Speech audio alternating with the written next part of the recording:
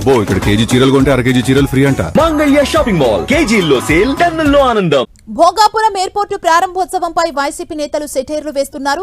Airport ప్రారంభ పేరుతో Chandrababu credit చోరీకి పాల్పడుతున్నారని విమర్శలు చేశారు వైసీపీ సీనియర్ నేత సజ్జల రామకృష్ణారెడ్డి. వైసీపీ హయాంలో చేసిన అభివృద్ధిని చంద్రబాబు తన ఖాతాలో వేసుకుంటున్నారని ఆరోపించారు. 2023లోనే అప్పటి సీఎం జగన్ భోగాపురం ఎయిర్పోర్టుకు శంకుస్థాపన చేశారని గుర్తు చేశారు. ఎన్నికల నాటికే 80% నిర్మాణ పనులు పూర్తయ్యాయని తెలిపారు.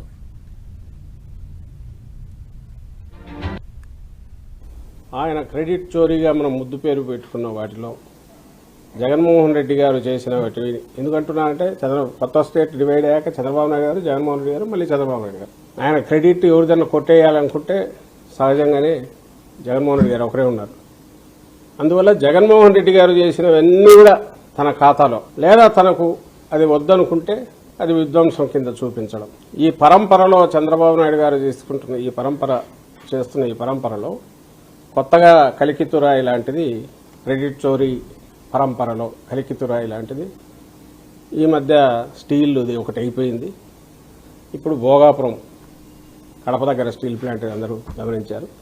ఇప్పుడు భోగాపురం ఇంటర్నేషనల్ ఎయిర్పోర్ట్, దాని మీద మాకు అభ్యంతరం. క్రెడిట్ చోరీ చేసుకున్నా కూడా పోనీ, అంత ఒక మాట విష ప్రచారం చేస్తున్నారు. ఎర్ర బస్సు కూడా రాదని ఎగతాళి చేసిన దగ్గరికి ఎయిర్ బస్ తెచ్చాము.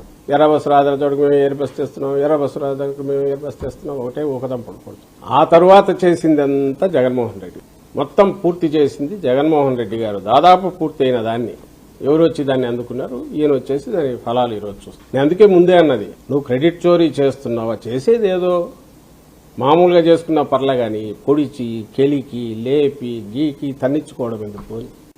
తర్వాత జగన్మోహన్ రెడ్డి గారు 2020లో GMRతో ఒప్పందం, గ్రూప్తో ఒప్పందం దగ్గర నుంచి ల్యాండ్ అక్విజిషన్, సైట్ క్లియరెన్స్లు, NOCలు, విమానాశ్రయానికి, అంతర్జాతీయ విమానాశ్రయానికి పర్మిషన్లు రావడం సులభం కాదు. ఎంటైర్ ప్రాసెస్ అంతా పూర్తయింది మన హయాంలో. మనం శంకుస్థాపన చేశాం, జగన్మోహన్ రెడ్డి గారు చేశారు.